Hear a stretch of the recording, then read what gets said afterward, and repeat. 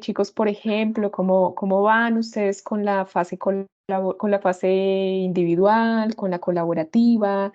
¿Ya eligieron, por ejemplo, la técnica instrumental que van a trabajar? Bueno, yo espero que estén dando avance a estas partecitas que tenemos en nuestra actividad.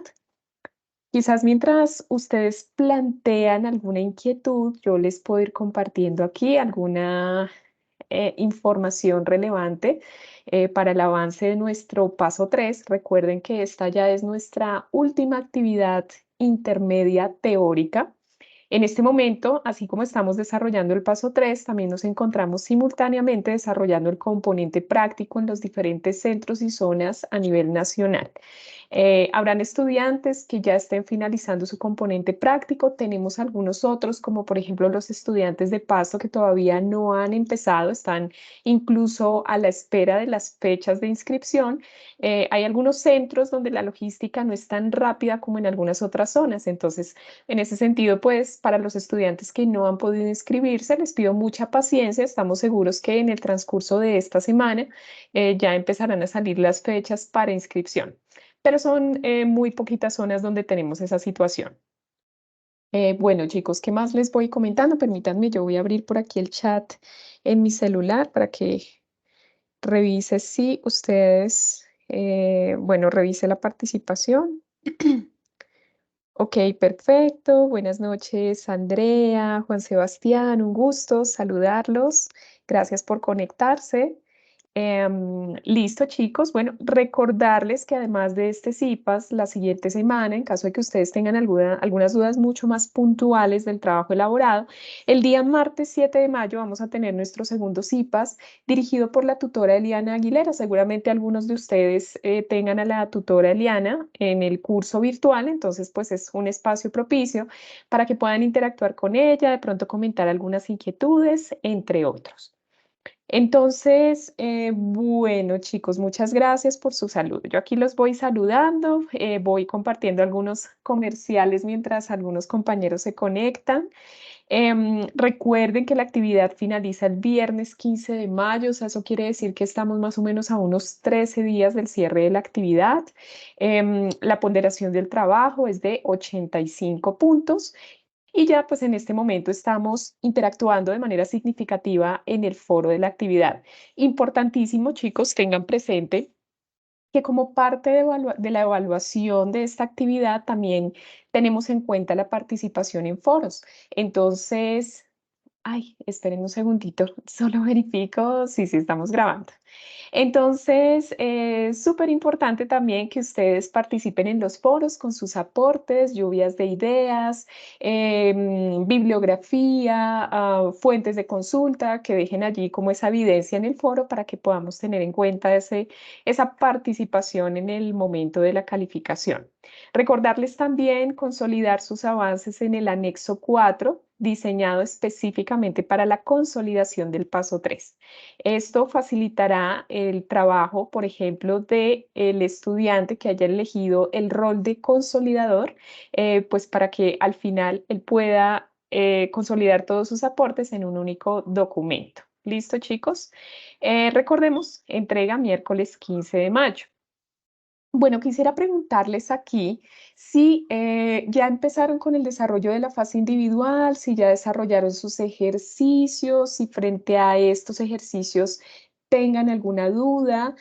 Yo tengo un ejemplo aquí para el desarrollo de los ejercicios de la fase individual que si ustedes desean, podría explicarlo. Ahora bien, si ya todos los que están aquí conectados, por ejemplo, pues no ya desarrollaron su ejercicio individual, pues podríamos pasar a la fase colaborativa. Entonces, me gustaría conocer a través del chat si alguno de ustedes quiere que demos la explicación del ejercicio de la fase individual. Perfecto, Andrea. Sé que vas muy bien en el avance de tu actividad, entonces creo que por ese lado contigo, Andrea, no hemos tenido mayor inconvenientes. Buenas tardes, Eliana. Gracias por conectarte. Les voy comentando, chicos, recuerden, en la fase individual, ustedes deben elegir un conjunto de ejercicios, como lo hemos hecho en el paso 1 y paso 2, que está compuesto de cuatro problemas que ustedes deben resolver. Dos de ellos son ejercicios matemáticos y los otros dos son ejercicios teóricos. ¿Listo?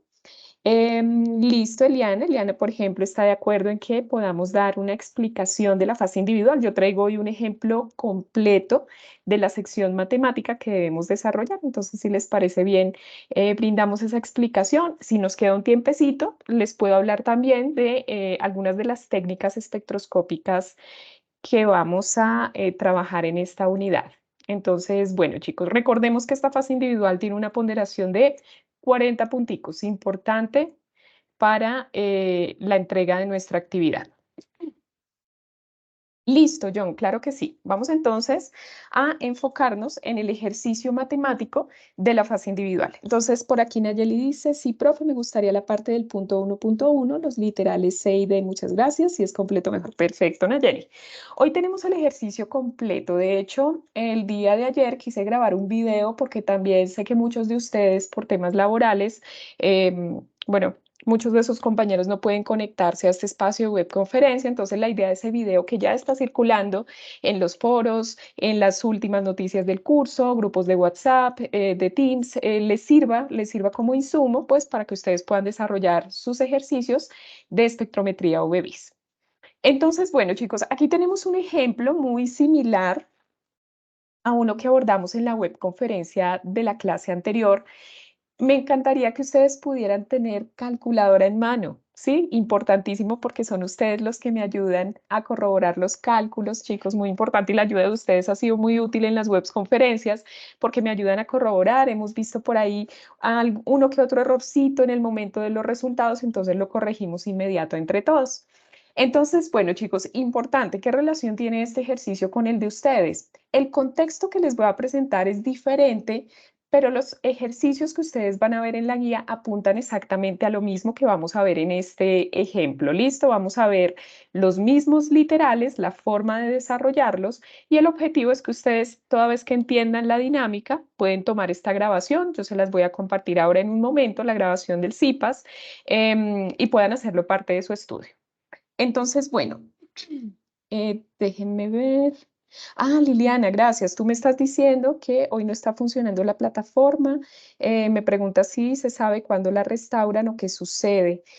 Liliana, sí, fíjate que yo había podido ingresar sin problema, pero no sé qué está pasando ahorita. Yo también estoy tratando aquí como de ingresar y pues tengo el mismo problema que tú. Por alguna razón no, está un poco lento todo, pero tratamos de ingresar por otra vía. Déjame, nada más verificamos porque sí ha estado muy lenta hoy la plataforma, en eso sí, estoy de acuerdo contigo. Bueno, yo tenía aquí un enlace de acceso, déjame copiarlo, a ver si se los puedo. Ay, sí, tienes toda la razón, esto está mega lento. Y lo necesitaba también para mostrarles algunas cositas. Bueno, déjame solo corroborar por Chrome para que salgamos de la duda. Sí, tienes razón, Liliana. Ah, bueno, gracias, Juan Sebastián. Bueno, yo no tengo Microsoft, pero por aquí nos dice Juan Sebastián que se puede ingresar por Microsoft. ¿Listo? Debe ser algo temporal. Fíjate que yo esta mañana pude acceder sin problema, hasta incluso estuve realimentando unos aportes. Entonces, yo creo que es algo temporal, debe restablecerse en breve. Bueno, sí, tienes toda la razón. Vamos a ver aquí si se puede. Ups, no, esto no es. Ok, ok. Perdón, chicos. Ah, bueno, déjenme acceder aquí de una vez desde Campus Virtual. Solo estoy corroborando el acceso al campus, ingresando directamente desde, sí, está caída la página. Bien, chicos, pues esperamos que se restaure. Ahorita yo voy a hacer otro ensayito a ver si de pronto nos funciona. Sí, no, eventualmente esto no es tan demorado. Ok, gracias, Eliana. Listo. Bueno, gracias por informarme, Liliana. Vamos a dar una miradita ahorita. Yo estoy segura que este servicio debe restablecerse pronto, entonces ahorita retomamos el ingreso. Aprovechemos entonces para ir revisando nuestro ejercicio. ¿Listo? Entonces, bueno, chicos, tenemos aquí los dos numerales que ustedes van a ver para sus cuatro ejercicios. Los dos primeros numerales se pueden resolver a partir de este ejemplo que les voy a explicar. Dado que los últimos dos numerales, recuerden que son cuatro ejercicios por conjunto, entonces los últimos dos ejercicios son teóricos, generalmente obedecen a una consulta teórica y los dos primeros son matemáticos. Entonces,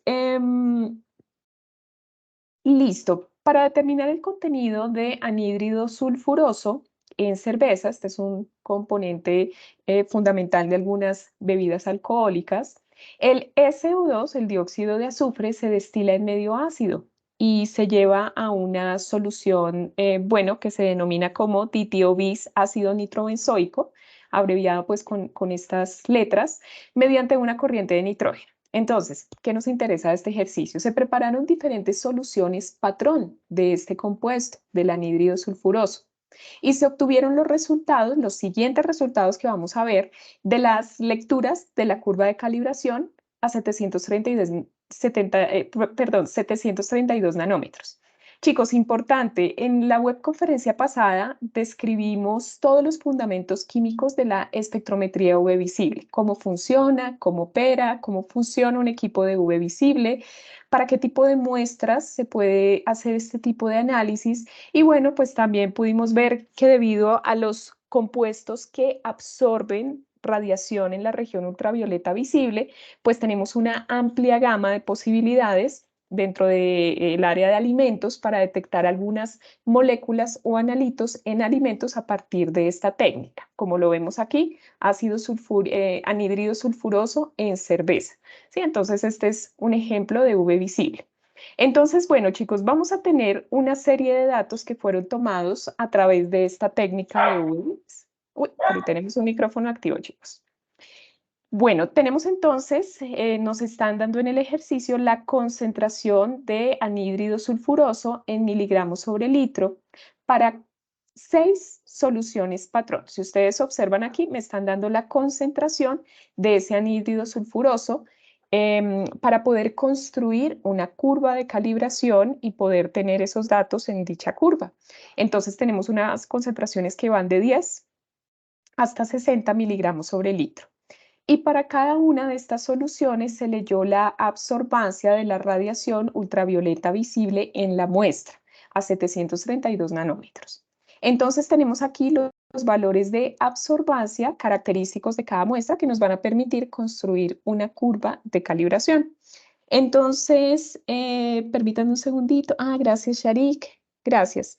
Bueno, creo que ya apagaste el micrófono, me parece. Me parece que sí. Listo, Jason nos dice, tutora, no hay problema si entré por medio del link que mandó en WhatsApp. No, para nada, Jason. Bueno, ya estás aquí en la reunión, te agradezco también por participar. Listo, perfecto. Entonces, bueno, chicos, ¿qué vamos a calcular de este ejercicio a partir de estos datos que nos dan de concentración y de absorbancia? Lo primero que vamos a hacer, vamos a elaborar una curva de calibración. Digamos que esto ya lo habíamos hecho en la web pasada, pero nos faltaba complementar un poco más este ejercicio con lo que se solicita en la guía. Entonces, elabore una curva de calibración a partir de los datos, ubicando en el eje Y de nuestra curva la absorbancia, en el eje Y de nuestra gráfica, perdón, la absorbancia, estos daticos de acá, y en el eje X la concentración del anhídrido sulfuroso en miligramos sobre litro. Entonces, en el eje X vamos a tener estos daticos. Vamos a utilizar el método de mínimos cuadrados, es un método estadístico ampliamente utilizado para poder encontrar una ecuación que relacione la absorbancia con la concentración de anhídrido sulfuroso.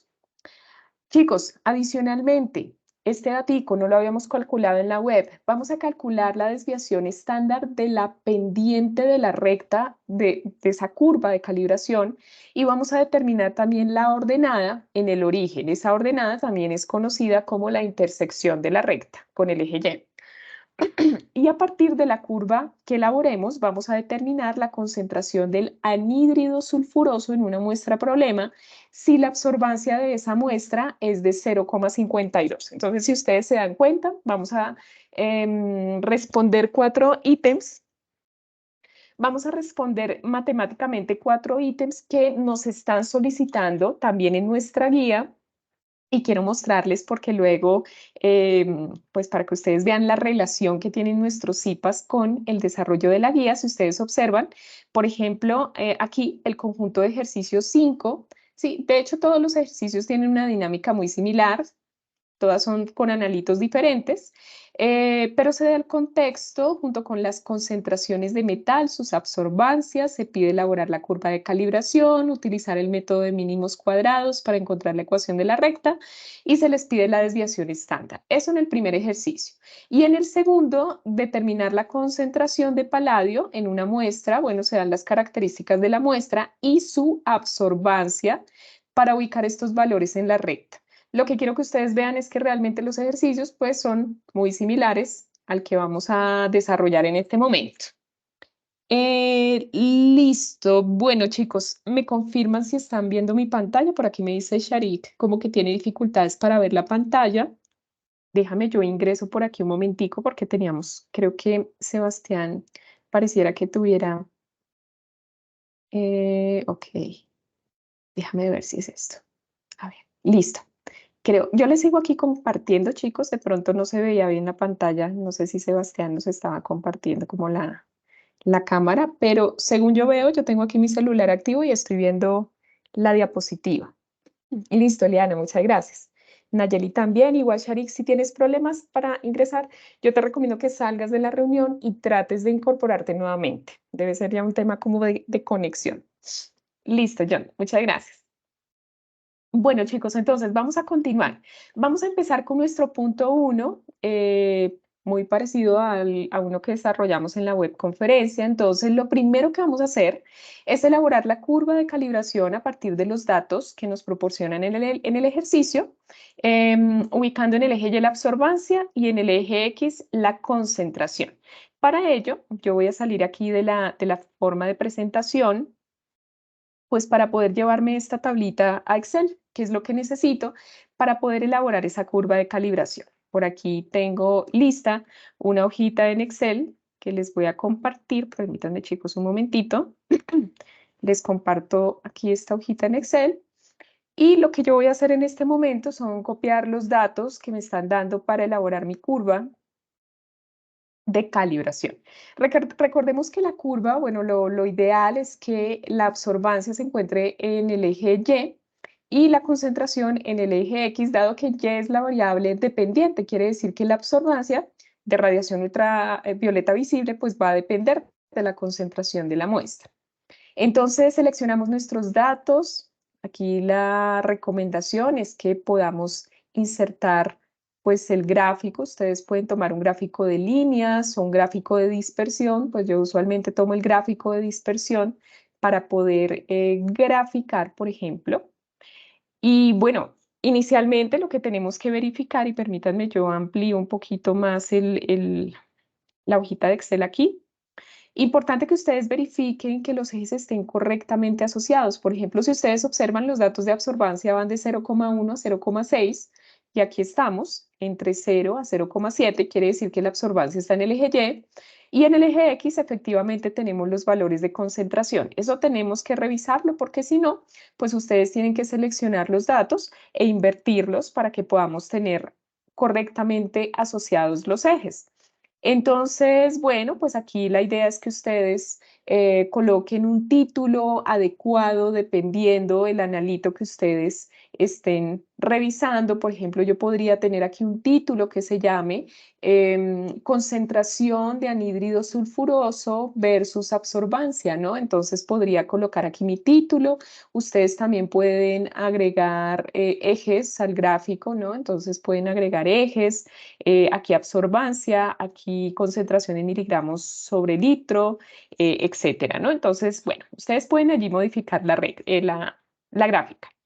Entonces, ¿cuál es la idea aquí, chicos? Pues de manera preliminar y para fines comparativos, que esto lo vamos a hacer más adelantico, ustedes pueden dar clic derecho a la gráfica, podemos agregar una línea de tendencia, que es el tratamiento adecuado que vamos a dar a nuestra gráfica, ver qué tanto se alejan nuestros puntos de la gráfica de una línea recta, ¿no? Entonces, aquí, por ejemplo, ustedes pueden presentar la ecuación en el gráfico, la ecuación de la recta, que me va a relacionar absorbancia, concentración, la pendiente de la recta, el intercepto, y podemos presentar también el valor de R cuadrado, ¿sí? Que también nos habla de la linealidad de este proceso. La idea es que R cuadrado sea lo más cercano a 1 posible y es lo que estamos viendo acá.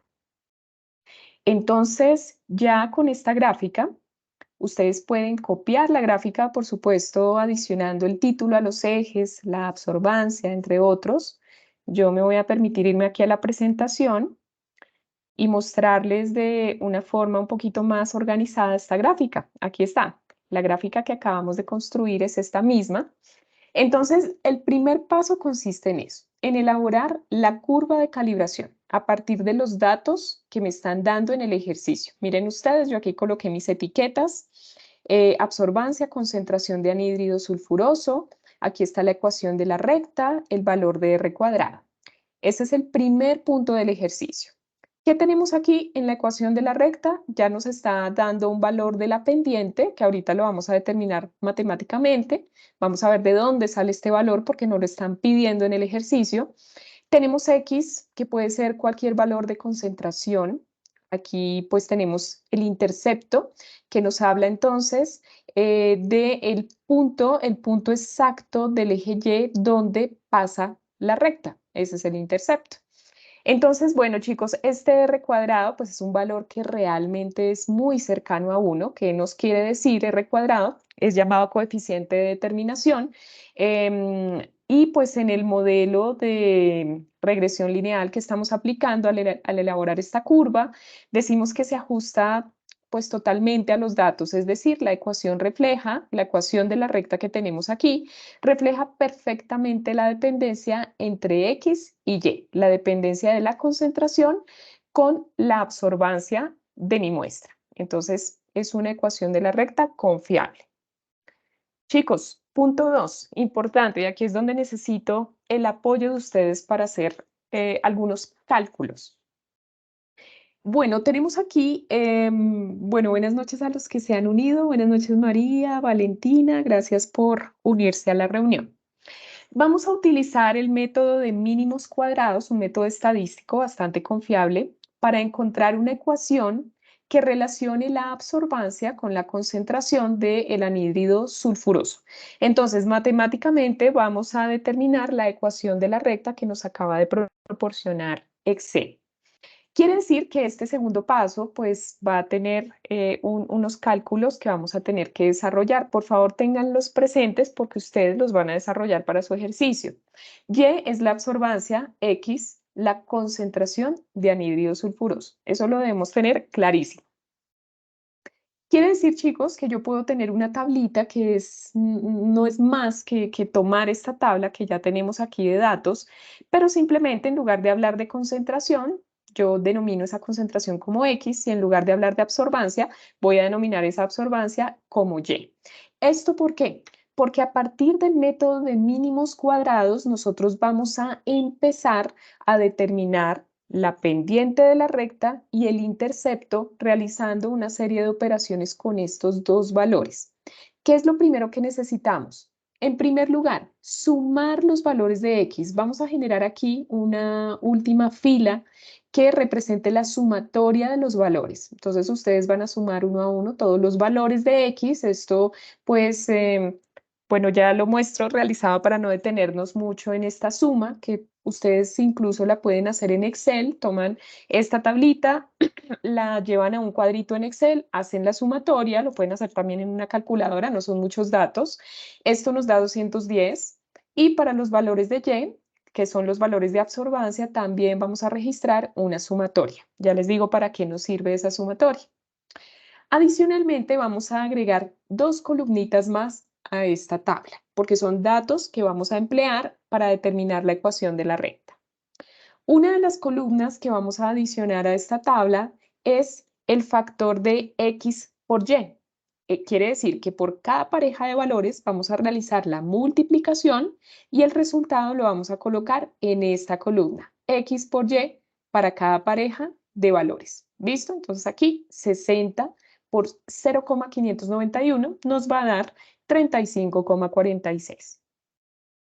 Adicionalmente, vamos a añadir otra columnita asociada al cuadrado de los valores de x cuadrado. Recordemos que estamos utilizando el método de mínimos cuadrados para encontrar una ecuación que relacione la absorbancia versus la concentración. Entonces, tomamos x cuadrado, 10 elevado al cuadrado, pues me da 100, y así sucesivamente hasta llegar a 60. 60 al cuadrado me da 3600.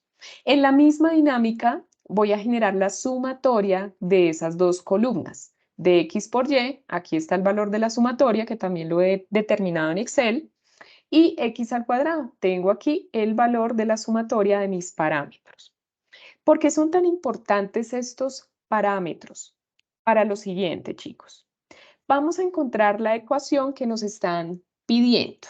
Vamos a encontrar la ecuación de y igual a mx más b. Entonces, debemos realizar las siguientes operaciones. Lo primero que vamos a hacer es calcular el valor de la pendiente. Recuerden ustedes que en Excel, previamente en el paso 1, nosotros encontramos una ecuación de la recta que nos va a servir, y allí estaba el valor de la pendiente, nos va a servir de comparativo con este método de mínimos cuadrados. ¿Sí? Permítanme un segundito, chicos, que aquí tengo un mensaje de una de sus compañeras, qué pena con ustedes, solo para verificar si, si su compañera necesita ingresar. Bueno, quién sabe. Bueno, sigamos aquí en el chat. Bueno, entonces, listo, pues vamos a calcular la pendiente.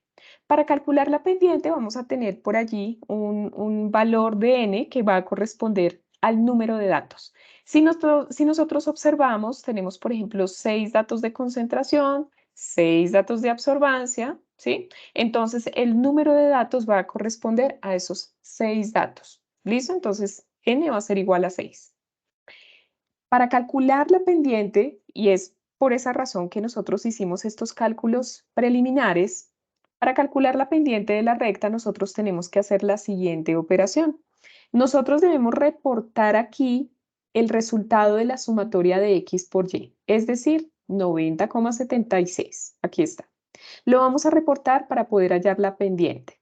A esa sumatoria de x por y le vamos a restar la fracción entre la sumatoria de x, que es este valor que tenemos aquí, 210, por la sumatoria de y, que sería igual a 2,121, dividido en n, que es el número de datos, es decir, igual a 6.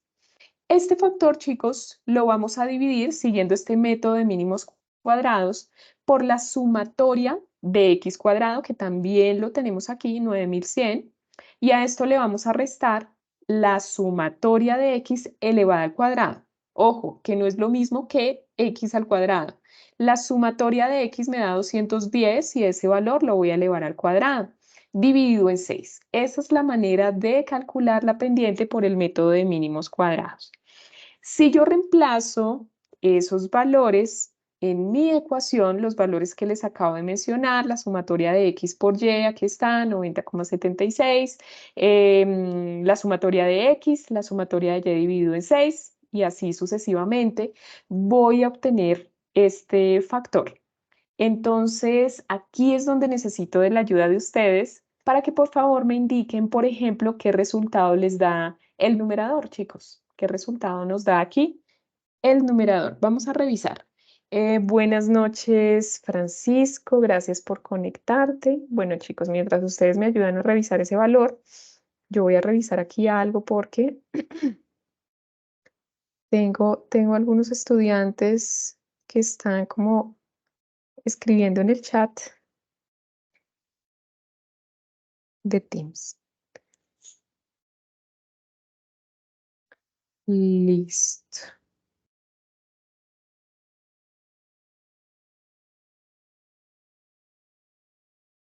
Listo, chicos. Entonces, bueno, ingreso nuevamente aquí a la reunión para ver sus respuestas y me pueden regalar, por ejemplo, el resultado, bien sea del numerador, del denominador. Les agradecería solo para que podamos corroborar que la pendiente nos quede correctamente calculada.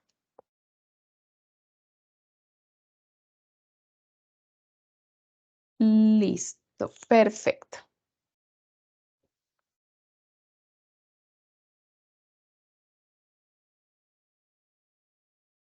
Recuerden entonces, estamos calculando la pendiente y luego pasamos al cálculo del intercepto para de esa manera tener Profe, la ecuación de la recta. el denominador me dio 16.525. Listo, déjame anotarlo por aquí, 16.525, muchísimas gracias. Y el numerador, chicos, Juan Sebastián me dice 1,22, gracias Jefferson. Listo, chicos, vamos a corroborar por aquí. Bueno, aquí a mí el numerador me está dando efectivamente 16,525. Ese sería el resultado. Ojo, no sería 16.000, sino 16,52. Y el denominador me está dando 1.750. Déjenme verificar aquí rápidamente si ustedes también me pueden ayudar a hacer ese cálculo. Dividamos esto en 6. 9.100 menos me da Y profe, me 1.750. dio igual 17.50. Perfecto, perfecto. Entonces hasta ahí vamos bien. Muy bien, es bueno corroborar porque, bueno, también podemos equivocarnos aquí. Quiere decir que esta división, chicos, así con los valores que ustedes mismos han calculado, nos daría un valor de pendiente. La pendiente, que sería M, sería igual, según este contexto, a 0,00944.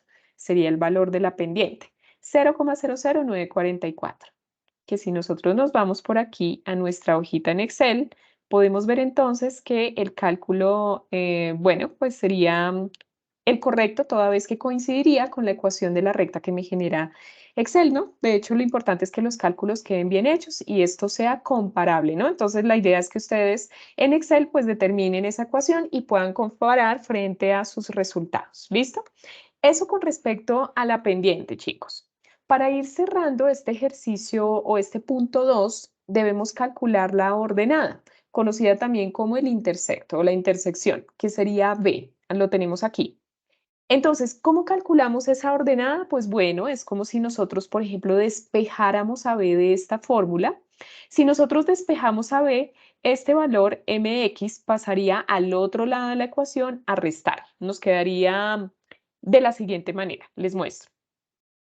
B quedaría igual a Y. Aquí pues vamos a tener en cuenta el promedio de los datos de Y. Ya les muestro cómo lo tendríamos matemáticamente expresado, menos la pendiente que ya calculamos, que es 0,00944, por el promedio de valores en X. ¿A qué me refiero con ese promedio?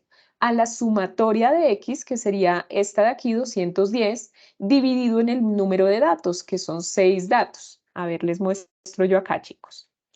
Recordemos que Y en la sumatoria nos dio 2,121, la sumatoria de las absorbancias, y el promedio, pues básicamente lo divido en 6, ese es el promedio, menos M, que lo tengo acá, por el promedio de X, 210 dividido en 6. Aquí está. Entonces, nuevamente necesito de su apoyo para que me puedan corroborar este cálculo. ¿Listo? Vamos a revisar cuánto nos da este factor completo, que sería el intercepto.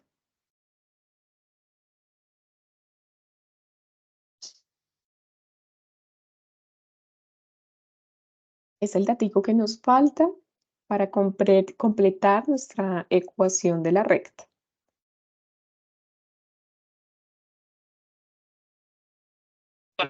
Listo, profe, me dio 0.0231. 0 punto, gracias Valentina, Valentina, ¿verdad?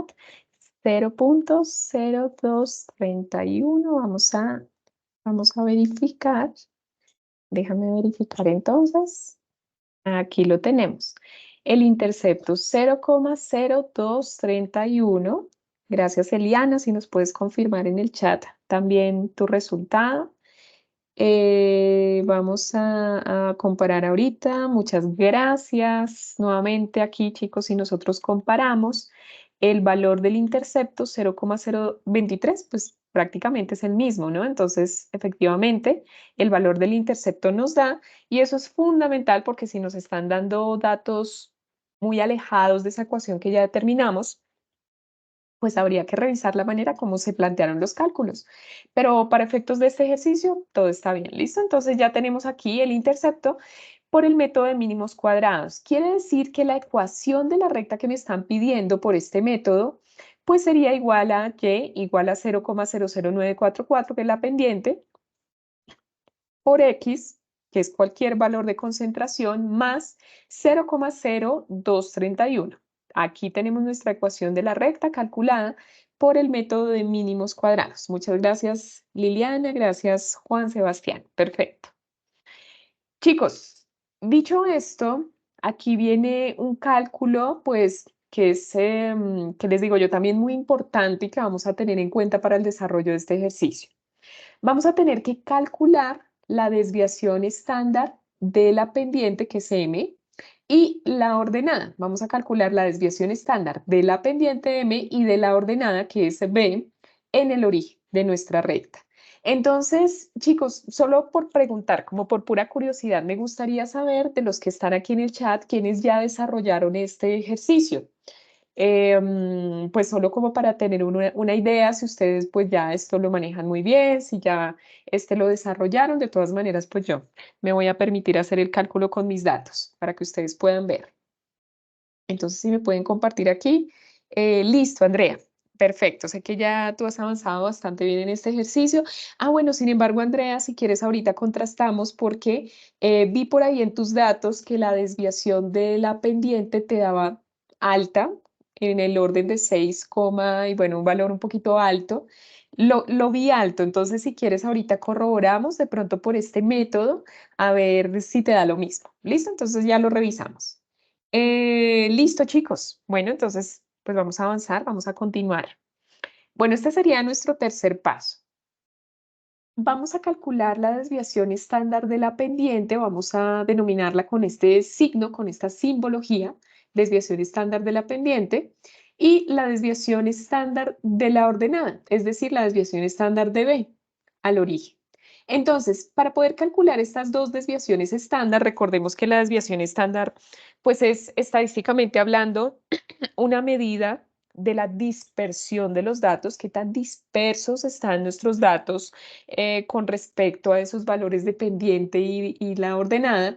Entonces, se deben calcular en términos de la desviación estándar de la distribución de los valores en Y. Entonces, para poder calcular estas dos desviaciones estándar, tanto de pendiente como de origen, como de ordenada, debemos calcular primero la distribución, la desviación estándar de esos valores en Y alrededor de la recta.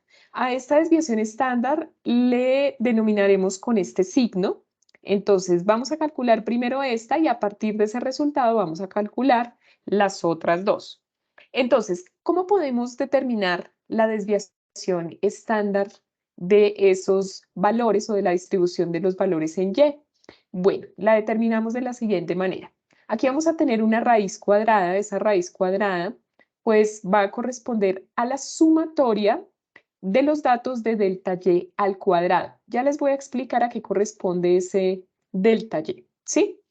Ese delta Y pues va a surgir de la misma ecuación de la recta. Quiere decir, chicos, les coloco aquí el significado de ese delta Y. Si nosotros, por ejemplo, recuerden que la ecuación de la recta es igual a y es igual a mx más b. Si nosotros despejáramos o igualáramos a cero la ecuación de la recta, yéndonos directamente al origen, pues tendríamos este despeje. ¿Sí? El y que se encontraba sumando al otro lado de la ecuación, pues pasa aquí, a este otro lado. ¿Sí? Entonces, bueno, tenemos esta ecuación que me va a permitir determinar delta de y. ¿Listo, chicos? Esto pues finalmente lo voy a reportar al cuadrado y este factor lo voy a dividir en n-2. ¿Por qué en n-2? Bueno, n-2 pues es consecuencia de aplicar la definición de la desviación estándar a la posición de una recta en el plano. Entonces, en términos gráficos, esa es la manera de calcular la desviación estándar de los datos en Y. Bueno, chicos, teniendo esto en mente, vamos a calcular este factor para poderlo emplear en mi ecuación. ¿Cómo lo voy a calcular? De la siguiente manera. Mira, si ustedes se dan cuenta, lo único que hice en esta segunda ecuación fue reemplazar. Este delta de y lo reemplacé por ese significado de delta de y. ¿Listo? Y lo elevo al cuadrado, que es como está aquí. Solo lo hice para que ustedes vieran que lo reemplazo. Recuerden que del ejercicio número 1 nosotros ya tenemos estos datos, tenemos los valores de x, los de y, tenemos la sumatoria. También del ejercicio 2 tenemos el intercepto y tenemos la pendiente. ¿Listo? Entonces esos daticos ya los tenemos. Ahora, ¿qué dato vamos a calcular a partir de estas dos columnas? Vamos a calcular la siguiente columna, que corresponde entonces a este factorcito que les estamos solicitando para la desviación de los datos en y. Y menos m por x más b, todo elevado al cuadrado. ¿Qué pasa, chicos? Aquí, pues la idea es poder calcular este factor para cada una de las parejas de datos. Quiere decir que para este primer caso, por ejemplo, reemplazo y por 0,116, m lo reemplazo por la pendiente que ya obtuve, 0,00944, lo multiplico por x, que sería este valor de aquí, 10, y a esto le sumo el intercepto, que sería 0,0231. Este resultado lo elevo al cuadrado. Esto también lo podemos generar en Excel. Ustedes se pueden llevar esta tablita, tienen allí el valor de la pendiente de la ordenada y Excel les va a generar el resultado de cada uno de estos valores, de aplicar este factor. ¿Listo, chicos? Entonces, pues, a partir de estos datos vamos a generar una sumatoria. Generalmente trabajamos con las sumatorias. Ustedes observan aquí, me están pidiendo la sumatoria de esos datos. Sería este resultado. Entonces, chicos, ¿qué vamos a hacer aquí? ¿Qué vamos a hacer aquí? Lo siguiente. Vamos a reemplazar este factor del numerador por ese valor que obtuvimos, ¿sí? Que sería 0,002, ¿sí? Recuerden que esto ya lo elevé al cuadrado en cada uno de los valores. Entonces, como ya está elevado al cuadrado, pues al final ese resultado no es necesario elevarlo al cuadrado, ¿no? Porque es una sumatoria de haber aplicado ese factor. Entonces, lo que voy a hacer es colocar ese valor y dividirlo en 6 menos 2, o sea, en 4, ¿vale? Entonces, chicos, ayúdenme por favor a saber cuál es la desviación estándar de esa distribución de valores en Y. Hagamos este cálculo para saber cuánto nos da ese Profe, a resultado. mí me dio 0,007815. Perfecto. Déjame, lo revisamos. Listo, Andrea, gracias. Gracias por conectarte. Te agradezco mucho por tu tiempo. Listo, entonces tenemos aquí la desviación de datos en Y, muy bien, que en notación científica sería entonces 7,8 por 10 a la menos 13, muy bien, Valentina, es lo mismo, 0,007815, ahí está el resultado, es lo mismo, nada más que en notación científica. ¿Listo? Entonces, ojo con esto, que esta desviación estándar pues va a ser muy importante para efectos de calcular la desviación de la pendiente y de la ordenada. ¿Listo? Bien, Juan Sebastián, gracias, Yeisa, que por allí estás escribiendo. Listo, entonces ahora sí, ya para ir cerrando, concluyendo, pues vamos a calcular las desviaciones estándar que nos solicita. Entonces, bueno, chicos, desviación estándar de la pendiente, ¿cómo la calculamos? Pues vamos a tomar ese valor que acabamos de calcular, que es la distribución de valores en Y alrededor de la recta, que llamamos pues con este símbolo, y esto lo vamos a multiplicar por la raíz cuadrada del número de datos, ¿sí? Esto nos va a permitir relacionar correctamente la pendiente, el número de datos, que será 6, dividido en algunos datos que ya teníamos y que ya calculamos o que ya utilizamos en el momento que identificamos la pendiente. No sé si ustedes recuerdan, en la pendiente usamos esta sumatoria de los valores de x cuadrado menos la sumatoria de los valores en x elevado al cuadrado dividido en n. Este mismo denominador es el que voy a aplicar para calcular la desviación estándar de la pendiente.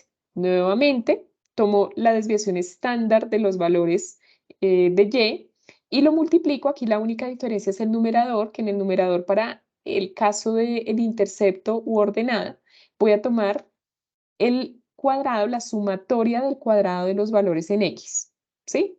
Y el denominador va a ser el mismo que arriba. Entonces les muestro un poquito más detallado. Ya teníamos este resultado de aquí. Ya teníamos esta tablita ya la habíamos hecho en el punto 2, si no estoy mal, sí, en el punto 2 ya teníamos los valores de x por y, de x cuadrado, esto ya lo teníamos, las sumatorias también.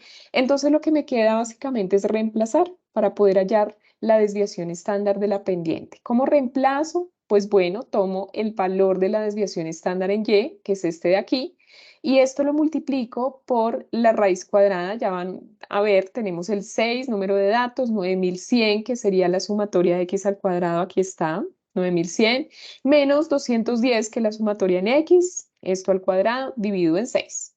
¿Listo? Em, Listo, perfecto. Yeisa, muchas gracias. No, te puedes retirar a las 7, tranquila. Se supone que nuestros CIPAS, yo estimo que nos queden 10 minuticos para terminar este ejercicio. Nos queda algo muy breve y ya terminamos, no te preocupes. Gracias a ti. Listo, ¿qué pasa, Yeisa? Que nosotros, claro, tenemos un listado de participación en CIPAS, pero formalmente en el curso de química analítica no asignamos puntos por participación en CIPAS. Lo importante es que ustedes realmente resuelvan dudas. Por supuesto, son muy valiosos los CIPAS porque ustedes después de esto ya con toda seguridad van a poder desarrollar sus ejercicios. ¿Listo? O sea, van a sacar 10 de 10 con este CIPAS.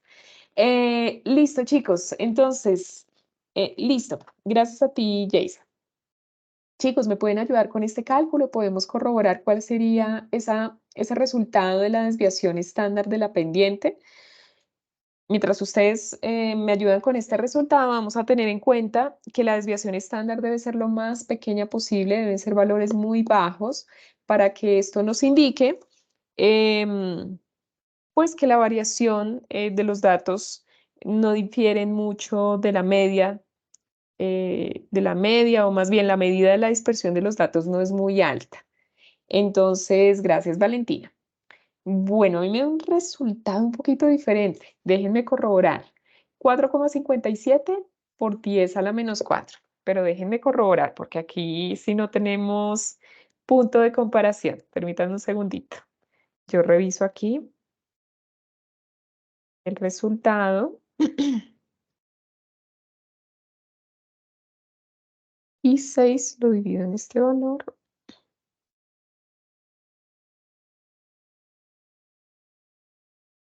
Tienes razón, Valentina. Espera un segundito. Bueno, Jefferson, ahora me confundí porque sí te está dando igual que a mí, pero a mí me está dando lo mismo que Valentina. Esperen un segundo. Ah, listo, Valentina. Bueno, entonces quizás a mí me faltó algo, porque sí te está dando entonces igual que a mí. Perfecto, chicos. Déjenme, yo corroboro nuevamente.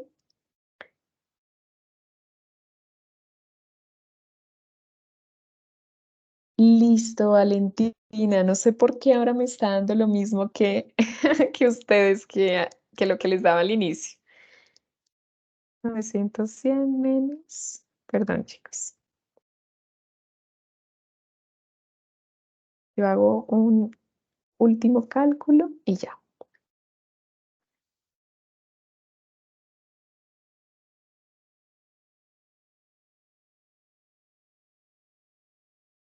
Listo. 3,42 exponente a la menos 3. Pues sí, chicos, al parecer, gracias Valentina, nos está dando 0,000456. Sí, ya me está dando nuevamente ese resultado. Bueno, vamos a tener que verificar, pero al parecer el resultado sí es correcto, el que tenemos acá. Qué bueno, pues lo ideal, como les indico, es que la desviación estándar, esta es una desviación muy pequeña, 0,000457, sea lo más baja posible, para que entonces pues el valor de la pendiente sea lo más correcto posible, ¿no? Entonces, bueno, ¿qué tenemos aquí? La desviación estándar de la ordenada. Entonces tomamos nuevamente el valor de la desviación de datos en Y esto, bueno, ya, perdón, creo que aquí lo que me hacía falta era multiplicar por este valor. Quizás es lo que te falta, Nayeli, multiplicar lo que te dio en la raíz, o sea, el resultado que sacas de aquí, multiplicarlo por este factor. De pronto eso fue lo que te faltó. Y vamos a hacer lo mismo, chicos. Valentina, tú que estás allí haciendo los cálculos, te agradecería si nos colaboras con este resultado. Nuevamente para corroborar, aquí lo único que cambia es que vamos a considerar los datos de la sumatoria de x cuadrado, que está aquí, 9100. Aquí está el dato. Entonces vamos a confirmar, recordar por favor multiplicar por la desviación de datos en Y. Cero, profe, ya me dio 0.0177. Exacto, 0.0100, que si lo aproximamos, creo si nos alcanza a dar 178, ¿verdad, Valentina? Aproximadito. Sí, señora. Listo, Valentina, muchas gracias. Que bueno, también sigue siendo un valor bajo, más alto sí que la desviación estándar de la pendiente, pero bueno, sigue siendo un valor bajo, ¿no? Perfecto, gracias. Gracias por compartirnos el cálculo. Quiere decir entonces, chicos, que tendríamos aquí las dos desviaciones estándar que nos solicitan. Importante, recuerden, no son fórmulas completamente nuevas, completamente desconocidas, son muy similares a las que empleamos para hallar la pendiente y el intercepto. Entonces, para que pues hagamos un adecuado desarrollo. Importante pues tener nuestro cuadrito de datos para que ustedes se puedan guiar y puedan reemplazar correctamente en las fórmulas. Entonces, ese es como el consejo.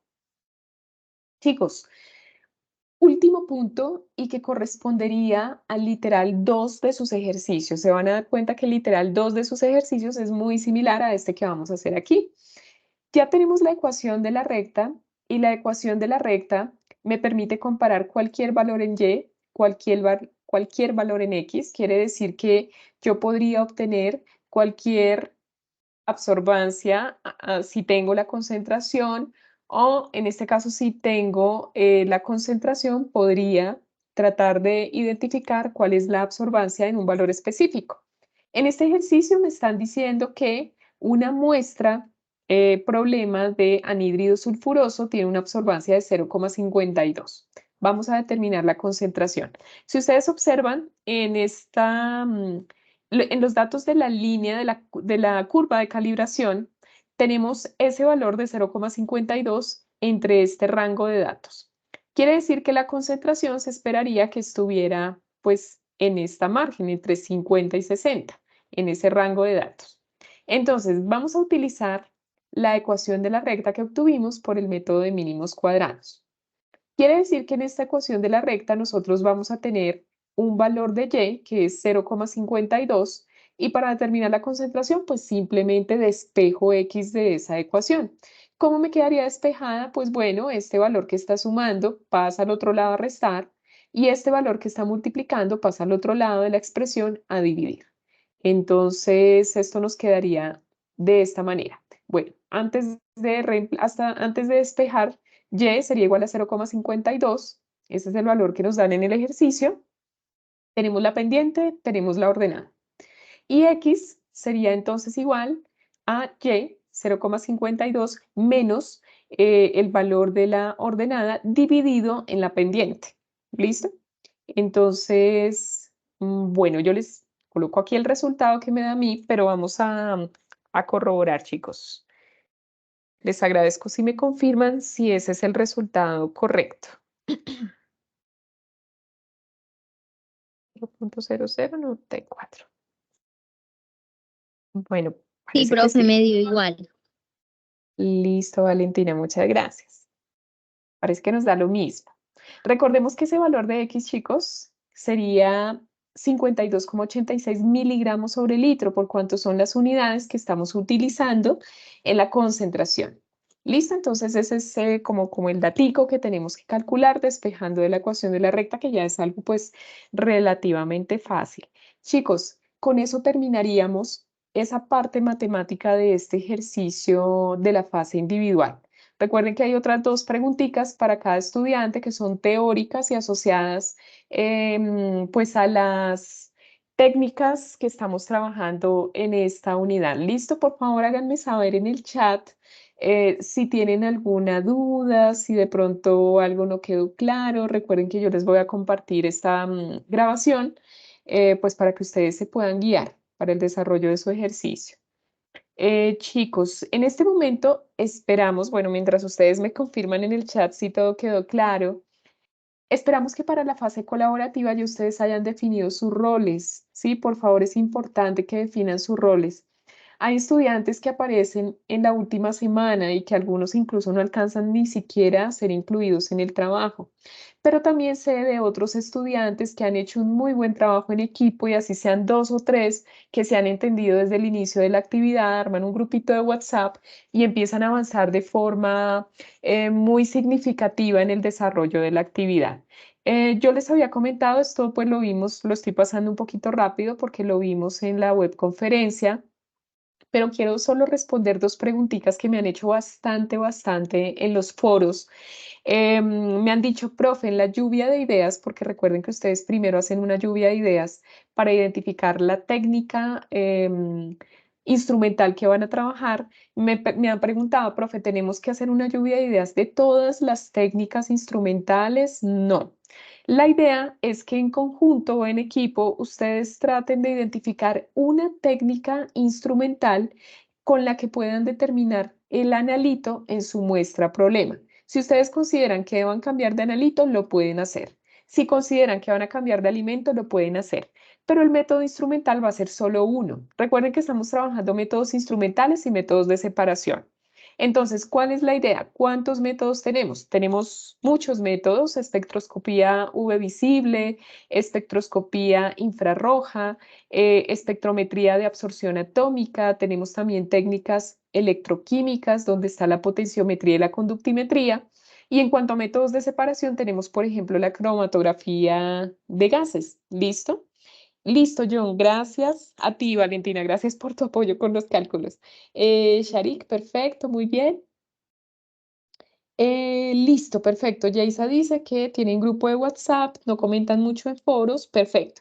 Sin embargo, Yaisa, si ustedes van generando aportes, recuerda que normalmente evaluamos que por estudiante al menos hayan 3 aportes como mínimo.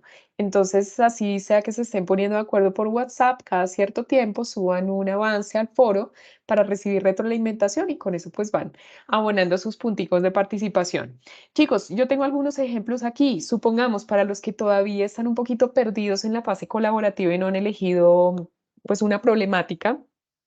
La idea es que lo primero que hagan sea identificar pues la metodología que van a trabajar, el método instrumental o de separación, por ejemplo, cromatografía de gases para la detección de ácidos grasos en margarinas. Ese sería un ejemplo. Cromatografía de gases para detección de ácidos grasos en margarinas. Otro ejemplo, espectroscopía UV visible para la detección de caseína en la leche. Por ejemplo, estamos determinando caseína, que es una proteína en la leche, a partir de espectroscopía UV visible. Entonces, la idea es que ustedes pues publiquen en el foro su elección. Aquí hay otro ejemplo, traje varios como para que ustedes vean. Determinación de carbohidratos en tortillas de maíz por espectroscopía infrarroja por transformada de Fourier, ¿sí?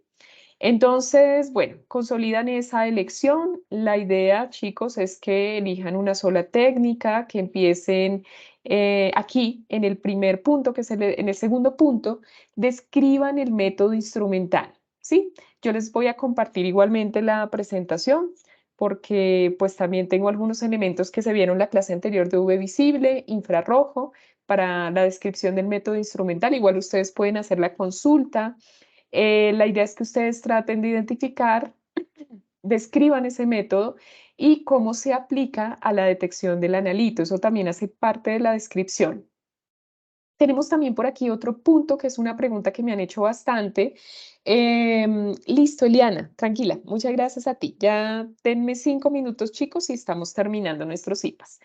Quiero resolver otra duda. Me han preguntado, profe, para ese resumen de la conferencia con expertos que aparece en la guía, ¿usted nos da el enlace? ¿Dónde podemos encontrarlo? Bueno, en el mensaje de apertura del foro ustedes ya encuentran la grabación que se requiere para ese resumen de la charla con expertos.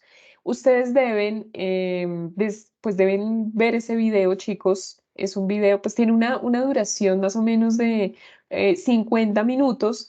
Bueno, ustedes determinarán si es necesario que lo vean todo, pues realmente es como un resumen muy general de esa conferencia, que es una conferencia realizada por la doctora Jennifer Díaz Angulo y que tiene una relación muy grande con nuestro curso, Innovación en Procesos y Productos desde una perspectiva de la química analítica. Entonces, el estudiante, recuerden que esto hace parte de la fase colaborativa, el estudiante desarrolla un escrito con 400 palabras en inglés y español, donde identifica la relevancia de la temática y su relación con la química analítica. Yo les recomiendo, si ustedes desean, pueden consolidar los resúmenes de cada estudiante, porque la idea es que cada estudiante pues vea el video, ¿sí? Sin embargo, si como equipo se ponen de acuerdo y revisan el resumen, lo validan entre todos y lo pasan a inglés, pues en lo posible evitando el uso de traductor, si ustedes pueden hacer la traducción lo mejor posible, en grupo podrían presentarlo. Pero la idea es que hagan un muy buen resumen. Nosotras leemos el resumen y nos daremos cuenta si realmente ustedes revisaron la charla. Recuerden que es parte pues de los propósitos de nuestro curso. Esa charla. Bueno, continuando con la descripción de la fase colaborativa, es muy importante que cada equipo de trabajo defina el esquema del procedimiento de la preparación de la muestra acorde al método instrumental que el grupo haya seleccionado. Importante que la preparación de la muestra, que ustedes hayan elegido la muestra de alimento para detectar el analito, pueda ser analizada bajo el método instrumental que ustedes hayan escogido, pero esto debe presentarse mediante un esquema. Ya veremos un ejemplo. Bueno, el grupo definirá las relaciones matemáticas de acuerdo con el método instrumental. Supongamos, tenemos UV visible, infrarrojo, absorción atómica. ¿Qué relaciones matemáticas permiten cuantificar el analito que ustedes hayan seleccionado en la muestra alimenticia? Sí, entonces, pues aquí se plasmarán esas relaciones matemáticas. Tenemos que nuestra web conferencia del paso 3, desarrollada la semana pasada, tenemos allí algunos ejemplos de esas relaciones matemáticas que se emplean en los métodos instrumentales, específicamente en V visible. Recordemos que el esquema pues tiene una ponderación de 10 puntos. Bueno, entonces tenemos aquí las relaciones matemáticas identificadas pues tendrán una ponderación de 5 puntos. Bueno, a continuación hablaremos un poco acerca de la descripción de métodos instrumentales. Nos enfocaremos principalmente en el método de infrarrojo. Bueno, ya hemos definido que para esta unidad nos centramos en los métodos instrumentales ópticos, de los cuales hemos venido hablando en la web anterior y en este CIPAS. Aquí tenemos espectrometría ultravioleta visible e infrarrojo. Tenemos algunos otros métodos instrumentales que también hacen parte de esta unidad, métodos electroquímicos donde se incluye la potenciometría y la conductimetría, y tenemos, por ejemplo, los métodos instrumentales cromatográficos donde se incluye HPLC, cromatografía de gases principalmente, de los cuales hablaremos en el CIPAS que tenemos el próximo martes 7 de mayo.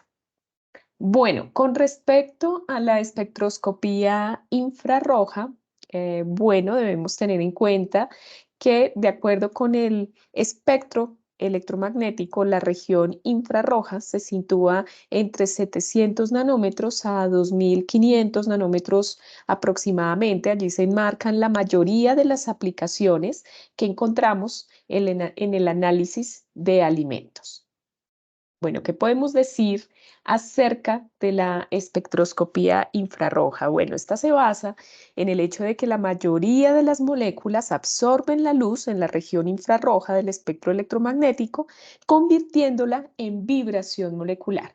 Aquí podemos ver entonces cómo la radiación que incide en la molécula que se desea analizar va a producir un cambio en ese momento dipolar de la molécula, y esto debido a momentos o movimientos, perdón, vibratorios en ella. Tenemos principalmente dos tipos de movimientos que pueden presentar las moléculas. Por ejemplo, el movimiento puede ser de estiramiento. Aquí tenemos dos ejemplos en esta imagen, donde se produce un cambio principalmente en la distancia interatómica a lo largo del eje de enlace entre dos átomos, ¿sí? Entonces aquí vamos a tener una variación en cuanto a la distancia del enlace. ¿Qué pasa con los movimientos de flexión? Y aquí tenemos algunos ejemplos de los movimientos de flexión. Estos producen un cambio en el ángulo de enlace debido pues a esos movimientos que vamos a tener entre átomos, y esto pues va a generar cambios en ese ángulo. Estos son los tipos de vibraciones. Ya vamos a ver un poco más de forma más esquemática cómo se producen esos cambios. Bueno, aquí tenemos un ejemplo de un espectrómetro de infrarrojo. Debemos tener en cuenta que la espectroscopía de infrarrojo es una técnica utilizada, como lo hemos mencionado, por obtener un espectro infrarrojo de absorción o emisión de un sólido, un líquido o un gas. Este tipo de espectrómetros de infrarrojo van a recopilar datos de alta resolución en un amplio rango espectral. Bueno, entonces, ¿qué pasa con el equipo de infrarrojo? Bueno, aquí tenemos la fuente de radiación infrarroja. Bueno, se va a producir un haz de luz infrarroja. Este pues va a pasar antes de llegar a la muestra por un interferómetro, no se muestra en esta gráfica. Luego, pues, que la radiación infrarrojo pasa a través de la muestra, pues esta va a incidir a través de una serie de espejos o rejillas antes de llegar al detector. Bueno, pasa por la muestra la radiación, vamos a tener otro haz de luz que va a pasar por una referencia. Esos dos haces se van a reflejar hacia un detector. Sin embargo, primero pasan a través de un divisor. Ese divisor pues va a alternar rápidamente cuál de los dos haces entra en el detector. En ese sentido, pues se comparan las dos señales obtenidas y se va a obtener una impresión. En esa impresión, bueno, esa configuración de dos haces va a proporcionar espectros muy precisos, incluso si la intensidad de la fuente de luz varía con el tiempo. Bueno, aquí pues tenemos dentro de los fundamentos de la espectrometría infrarroja, tenemos la espectrometría de infrarrojos por transformada de Fourier. Esta es una técnica para obtener espectros de infrarrojo de absorción o emisión de un sólido líquido gas. Cuando se analiza la muestra de un material, generalmente pues se va a producir un espectro de picos de absorción como este que tenemos aquí. En este ejemplo tenemos los movimientos vibracionales de la molécula que dan lugar a esos picos de absorción, y estos espectros de infrarrojo que tenemos aquí van a funcionar como una huella química, una huella digital, llamémoslo así. Esa huella digital química no, pues, nos permite comparar con bases de datos de referencia para determinar la familia química o la identidad de esos componentes que integran la sustancia y también los compuestos desconocidos.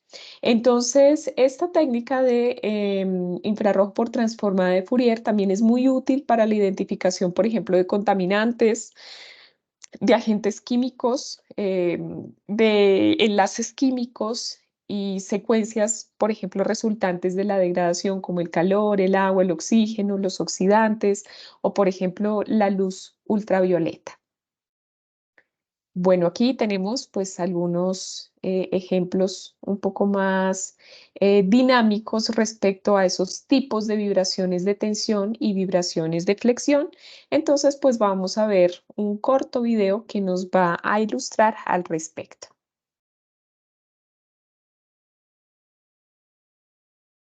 Bueno, vale la pena aclarar inicialmente que en este video veremos esos modos vibracionales de tensión y flexión que presenta la molécula de agua, que contiene un átomo electronegativo como el oxígeno en su centro y tenemos los átomos de hidrógeno rodeándolos. Entonces vamos a ver cómo se destacan esas vibraciones que tenemos entre los átomos en la molécula.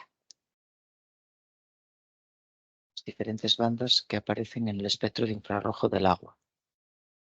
El agua presenta tres modos vibracionales.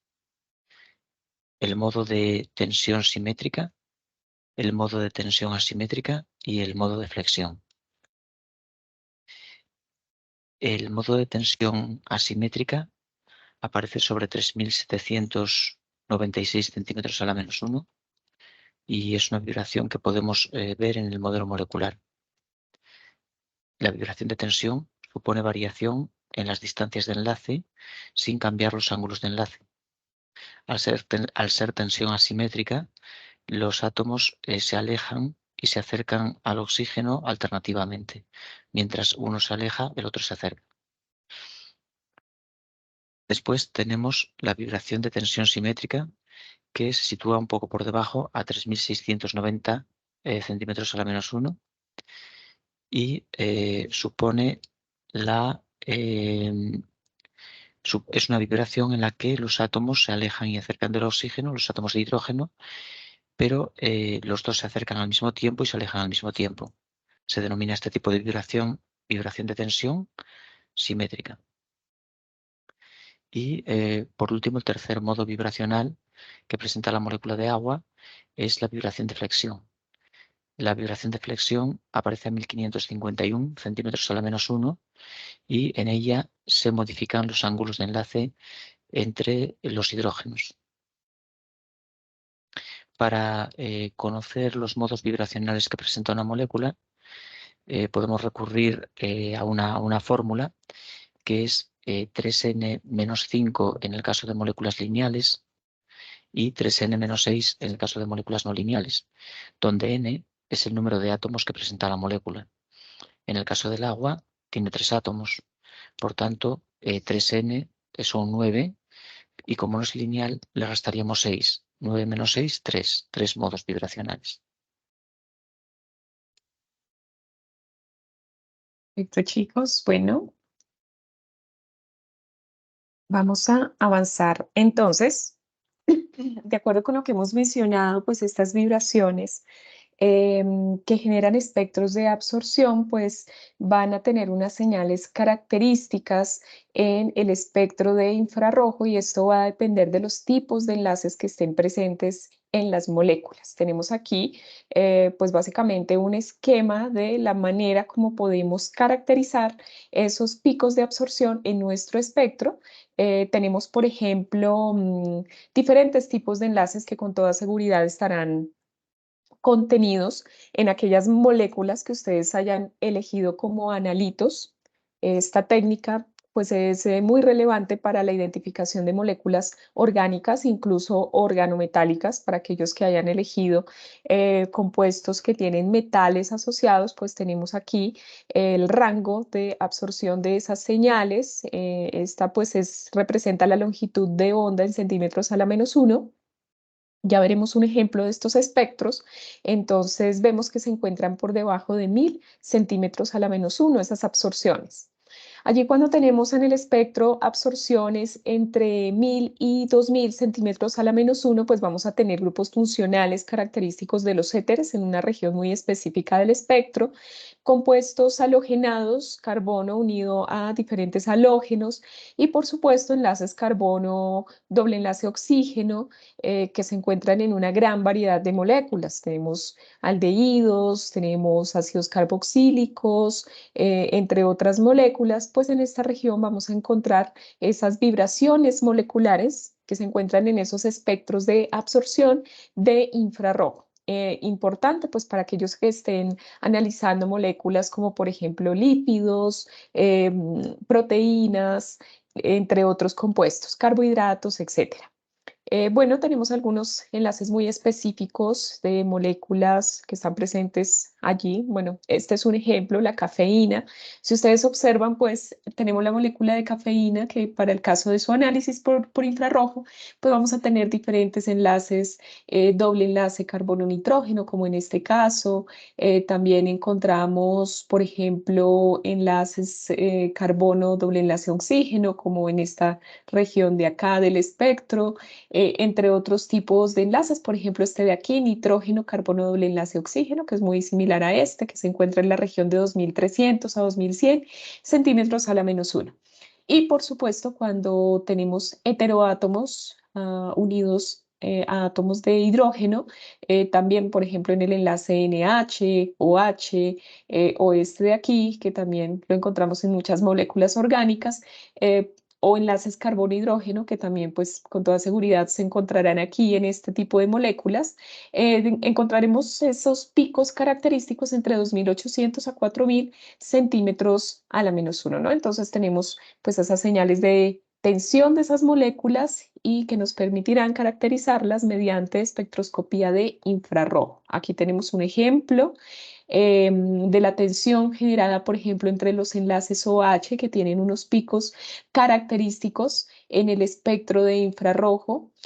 También tenemos, por ejemplo, enlaces de tensión carbono-oxígeno en la molécula como esta del metanol, donde tenemos unos picos bastante pronunciados en el espectro de infrarrojo. Entonces, teniendo este espectro del analito de la sustancia, pues podremos llegar a una caracterización de la misma a través de esta técnica.